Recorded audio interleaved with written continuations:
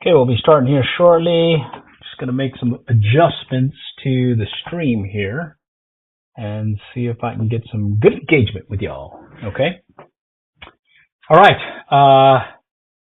Well, it's been a long, hard go at it, but I believe as long as I have good connectivity, the Raspberry Pi mobile fishing live stream is going to be a possibility. I think I have something there, but unfortunately, you have to make sure you have at least 5 megabit per second of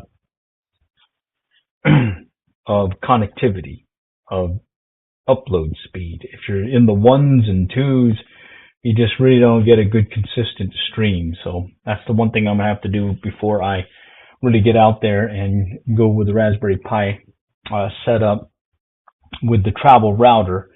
I'll have to just play with it. If I'm connected to, be it my 5G connection, or if I'm connected to the home internet, it's no problem. I've got tons of bandwidth there, and upload, download, etc.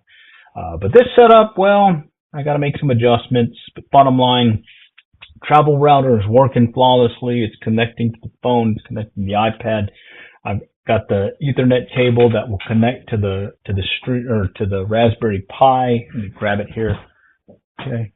However, there's some cool things. I do have some other options. Right now, I'm streaming off my phone using the 5G capability, and I've got my Bluetooth head earbud to provide the audio.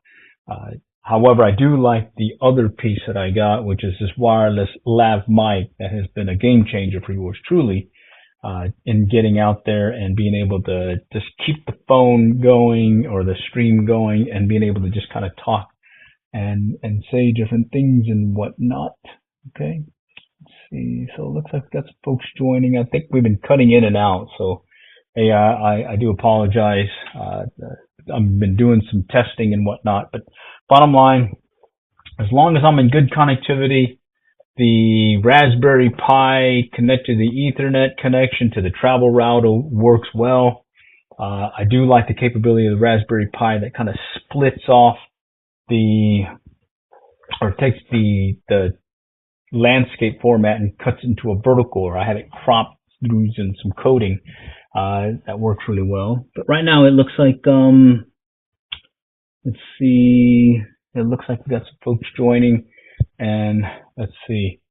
I would say from a travel router standpoint, I just have to make sure that I'm in good coverage and then things work well. But I do like the capability of streaming from my phone, where I can get you those point of view, third person point of view shots of yours truly fishing, getting that good engagement, because now I have the ability to see the chats. It looks like we've got some chats coming in.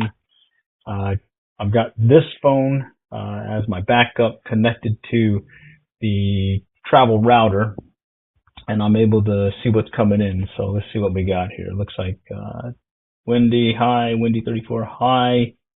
Benjamin, Spinjitsu, I have no idea what that is. And then, let's see, how's life in Japan? I don't know. I used to live there for a little bit, but I'm here in the States now. Anyhow, what else we got going?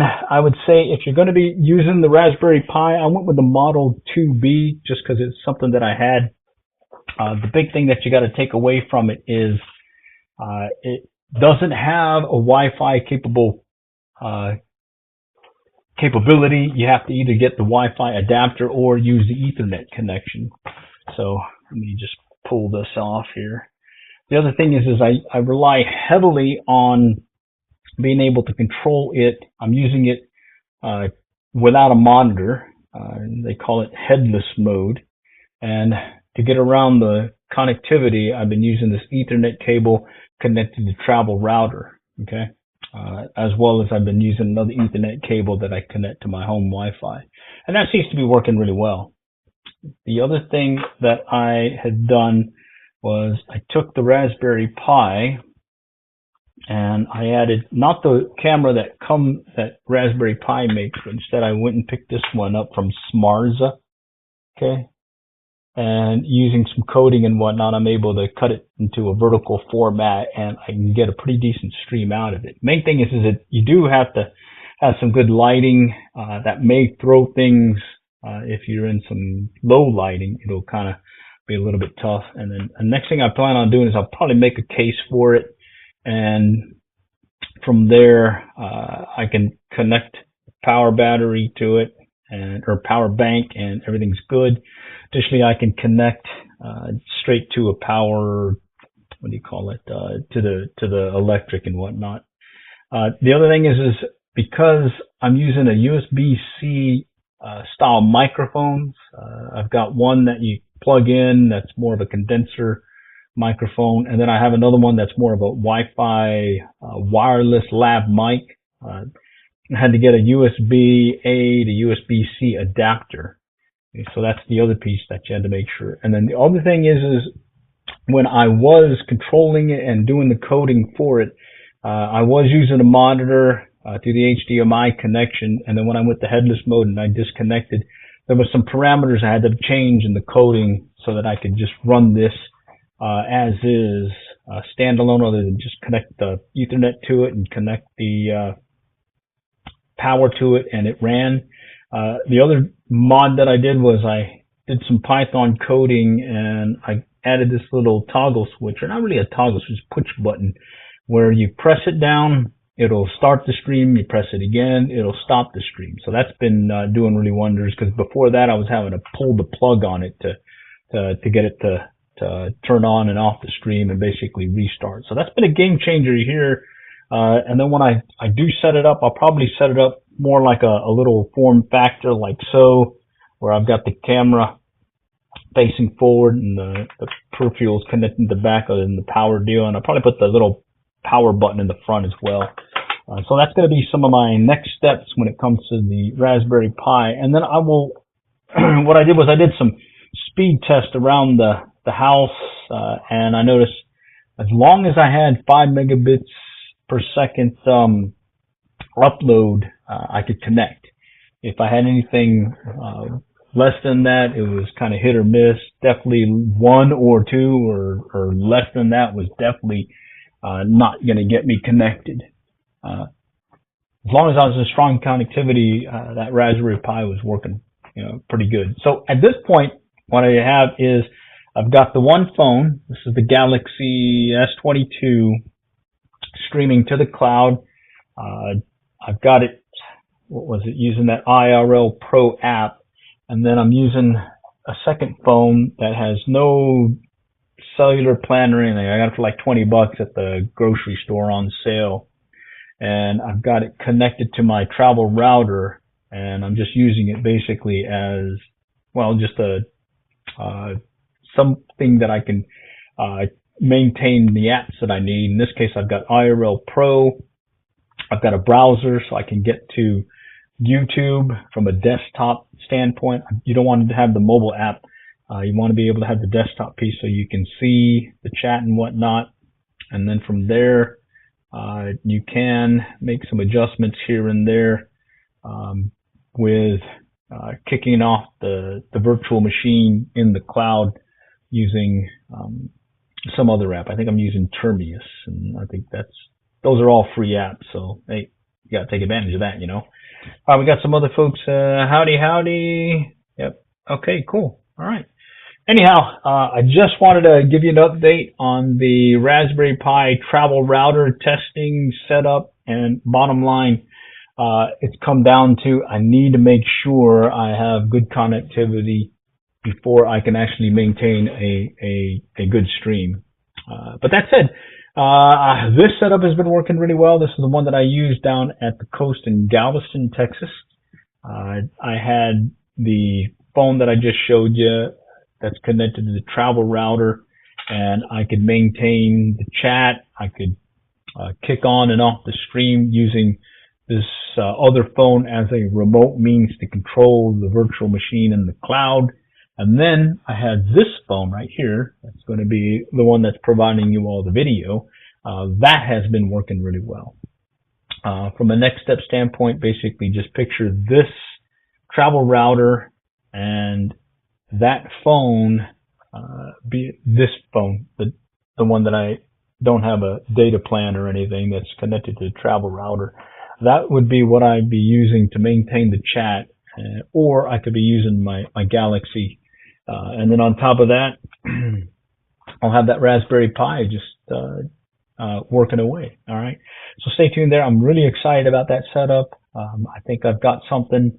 And when I was connected Wi-Fi home or on 5G, that thing was just cooking really well, to the point that I would be pretty much relying on it as my main mobile fishing live stream IRL hardware. And the thing I really like about that Raspberry Pi piece, that addition to adding that little push button switch, okay, because just a little click of the button, you'll see the light come on and off, little red LED indicating that you're recording or streaming at the time.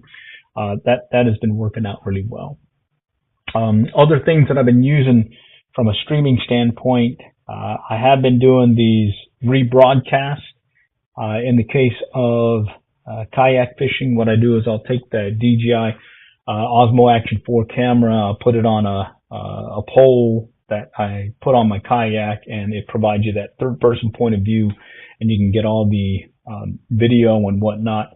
And the cool thing is I've got a wireless mic connected to it, so I can just continue to give you some audio feedback and whatnot, explain what I'm doing without having to do any after video posting or editing. Instead, I just kind of render all the video together, and then I just send it up into a rebroadcast stream where I'm monitoring the chat and folks are being able to see what I did for that given trip.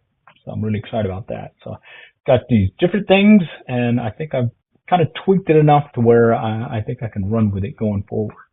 All right. So rebroadcast, I'm going to take advantage of that wireless mic capability that DJI Osmo Action 4 set up. Really like that.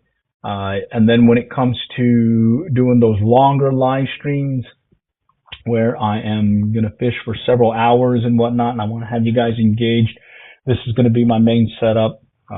If I'm in bad coverage or low coverage, it'll probably be this setup here where I've got the one phone that connects to the travel router, then I have the other phone that's actually providing the video feed up into the cloud, and then it's going into YouTube.